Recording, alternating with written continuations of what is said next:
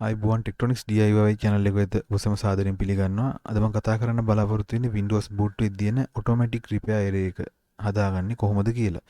මේක ඇත්තට මගේ SSD clone කරන වීඩියෝ එක බලපු යාළුවෙක් දාපු කමෙන්ට් එකක්. එයාට මෙන්න මෙහෙම ප්‍රශ්නයක් ආවා මොකක්ද ඒකට කරන්නේ කියලා. මම එයාට කියලා දුන්නා කොහොමද මේක අරිගස්ස ගන්න කියලා. ඒත් එක්ක මම එයාගෙන් ඉල්ලීමක් කරා පුළුවන් නම් මම කියලා දීපු විදිහට මේක වීඩියෝ කරන්න. වීඩියෝ කරලා මට එවන්න කියලා. එතකොට මට අනිත් යාළුවන්ටත් මේක කියලා දෙන්න පුළුවන් කියලා. බොහොම ස්තුතියි මට වීඩියෝ ලබා දුන්න යාළුවට. මෙතනදී ඇත්තටම ඔටෝමැටික් රිපෙයාර්ස් දෙකක් වෙනවා ප්‍රධාන වශයෙන්. එකක් තමයි automatic repair couldn't repair your PC කියන එක. එහෙම නැත්නම් ඊළඟ එක තමයි your PC did not start correctly කියන එක. මේ වගේම මේ වගේ ළඟින් යන තව මැසේජස් ඔයාලට එන්න පුළුවන්. ගොඩක් වෙලාවට මේ හැම එකටම එකම උත්තරේ තමයි තියෙන්නේ.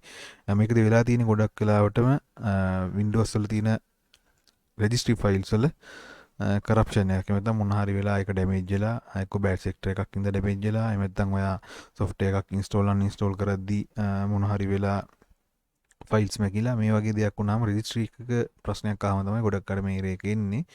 එතකොට අපි ඒක හදන හැටි දැන් බලමු. මුලින්ම මැෂින් එක boot වෙනවා. boot වෙදී තමයි ප්‍රශ්නේ ඉන්නේ. preparing automatic repair කියන එක ඔයාලට පේනවා තියෙනවා. ඊට පස්සේ ඒක රිපෙයාර් කරන්න උත්සාහ කරනවා. බැරි වුණාම ඩයග්නොසින් ස්ටේජ් එකට යනවා. ඒ කියන්නේ මේකේ එරර් එක මොකක්ද කියලා එයා හොයන්න පටන් ගන්නවා.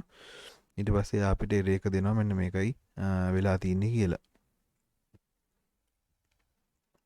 හරි. ඔටෝමැටික් රිපෙයාර් එරර් එක. මෙන්න මේක තමයි එරර් එක. මෙන්න මේකෙදි අපිට පොඩි ඔප්ෂන් එකක් ඒගොල්ලෝ දීලා තියෙනවා. මෙහෙම එරර් එක ආවට පස්සේ your PC did not start correctly. ඒ කියන්නේ මේකේ Windows වල මොකක් හරි ප්‍රශ්නයක් නිසා මෙයාට Windows boot වෙන්න දෙන්නේ නැහැ. හරි. එතකොට ඊළඟට මේකේ පල්ලෙහා තියෙනවාට පුළුවන් මේක shut down කරන්න හරි restart කරන්න හරි. හැබැයි වැඩක් නැහැ කරාට ආයෙත් මේ error එකටම එනවා. එතකොට ඔයාලට මේකේ තියෙනවා advanced option කියලා එකක්. අන්න ඒක click කරන්න තියෙන්නේ. ඊට පස්සේ ඔයා එකකින් යන්න troubleshoot කියන එකට. ඊට පස්සේ එකකින් ඔයා advanced options කියන එකට යන්න. මේකේ තියෙනවා command prompt කියලා එකක්. අන්න ඒක යන්න. command prompt ගියාම ඔයාලට DOS mode එකක් එනවා මේ වගේ. ඒක අපි ගහන්න ඕනේ C colon එක ගහලා enter කරන්න. ඒ කියන්නේ C partition එක Windows තියෙන අපේ C partition එක නිසා අපි C colon ගහලා enter කරාම එයා වට පේනවා ඇති C colon එකට නැත්නම් C partition එකට address වෙනවා.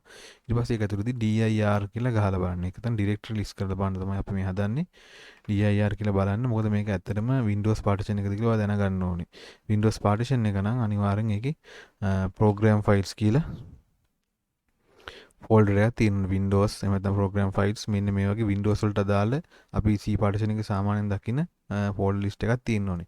මෙතන එහෙම තිබුණ නැත්නම් ඔයාගේ partition එක select කරලා තියෙනවා වැරදි. එහෙනම් ඔයාගේ partition එක සමහරට C නෙමෙයි වෙන්න පුළුවන්. Windows තියෙන partition එක. එතකොට අර C colon ගැහුවා වගේ D colon E colon හරි එහෙම ගහලා ඔයාගේ හරි Windows partition එකේ letter එක හොයාගන්න ඕනේ. ඒක ඇතුළේ ඉඳන් තමයි අපිට මේ වැඩේ කරන්න පුළුවන්.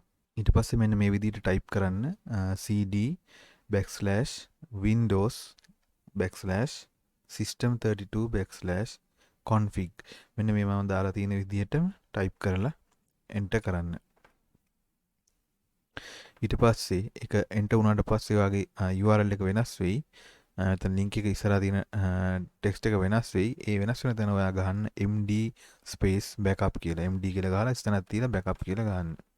ඊළඟට මෙන්න මෙහෙම ටයිප් කරන්න ඕනේ ඔයාලා. copy ස්පේස් එකක් තියන්න ස්ටාර් එක ගහන්න ඩොට් එකක් තියන්න ආයි ස්ටාර් එක ගහන්න ස්පේස් එකක් තියලා බෑකප් කියලා ටයිප් කරලා එන්ටර් කරන්න. එතකොට ඔයාලට පේන්න නැති ෆයිල්ස් වගේක් කොපි වෙනවා කියලා කොපි වුණා කියලා. මෙතන ෆයිල් ලිස්ට් එකක් කොපි වුණා කියලා ඔයාලට මැසේජ් එකක් එයි. ඊට පස්සේ ඔයා ආයි යන්න ඕනේ ආයි ටයිප් කරන්න cd space reg back regback කියන ටයිප් කරන්න. කරලා එන්ටර් කරන්න. එතකොට ඔයාගේ URL එක ආයෙ වෙනස් වෙලා regback කියන එක ඇතුළට යයි. මේක ඇතුළතදී ඔයා ටයිප් කරන්න ඕනේ ආයෙ dir කියලා directory කියන එක තමයි මේ කියන්නේ. dir කියලා ටයිප් කරාම ඔයාට මෙන්න මේ වගේ folders වගේක් පෙන්නයි. ඊට පස්සේ ඔයා ආයෙ ටයිප් කරන්න copy star කියන copy එකට පස්සේ ස්ථාන තියන්න ඕනේ copy space star එක dot එක star එක space එකක් තියලා dot දෙකක් ගහලා enter කරන්න. ඊට පස්සේ ඔයාගෙන් අහනවා තියෙන ෆයිල් ටික ඕවර්රයිට් කරන්නද කියලා. ඒක හැම එකටම yes කියන එක දෙන්න. yes හරි නේද? y අකුර ගහලා enter කරත් හරි. ඊට පස්සේ ෆයිල්ස් ටික ඕවර්රයිට් කරනවා. හරි ඊළඟට ඔයාලට මෙතන ගහන්න ඕනේ දැන් අපේ වැඩේ අවසానයි. අපිට ඊළඟට තියෙන්නේ exit ගාලා මේ command prompt එකෙන් අයින් වෙන්න. එතකොට එකට exit කියලා type කරලා enter කරන්න.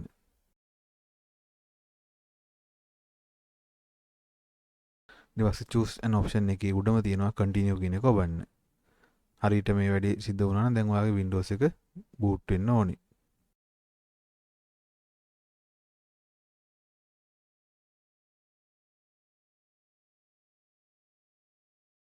හරි Windows වලට boot වෙනවා.